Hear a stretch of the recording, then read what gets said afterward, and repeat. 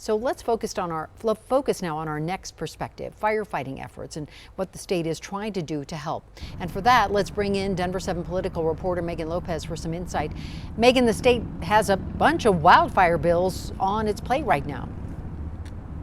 Yeah, that's right. And there's one that's dealing with pond waters in order to help them with firefighting efforts or use that water for firefighting efforts. There's one that's a pilot program for cameras to help kind of keep an eye out for wildfires. There's a lot of different mitigation bills, but there's also two in particular that deal with volunteer fire departments, helping them get the equipment and the training that they need as they face a shortage of people stepping up to help.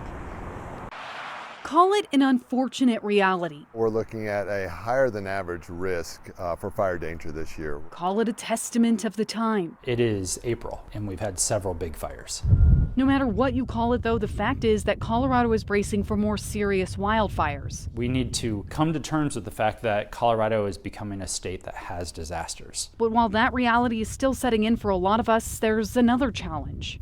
We are primarily a volunteer fire department, and we've seen quite a drastic decrease in volunteers. And Inter Canyon Fire isn't alone. Across the state and country, volunteers just aren't signing up. Chief Skip Sherlaw knows it's a lot. It costs them time and money. People live very busy lives. To add another 10 to 12 hours a week to volunteer for a fire department, that's asking quite a bit. State lawmakers are working on mitigation bills, on recovery bills, on funding for fire departments, and all that is great. But if there's no one there to drive the ambulance or the fire truck, it's just going to sit in the bay. That's we really need to help out our firefighters. where Representative Perry Will comes in. He's running a bipartisan bill to offer more help for these volunteer departments. Senate Bill 2 reimburses volunteer departments for fighting some fires that tax their resources. It provides funding for training and equipment and mental health resources for volunteers. People don't think about that much, but we've had fires in the state where we've lost firefighters, and there's some real behavioral health issues there. The goal is to take some of the mental and monetary burden off of volunteers. It pairs with another newly passed bill, that one also focused on training and equipment. The Colorado Association of Fire Chiefs says it's wildly enthusiastic about both bills because some volunteer departments get their equipment in the form of hand-me-downs from other agencies, and equipment costs $4,000 per firefighter. Back at Inter Canyon Fire, We have realtors. We have people working as office managers. they're grateful for any help and hope more people will consider volunteering. Our most important resource is people. We need incentives for people to want to volunteer.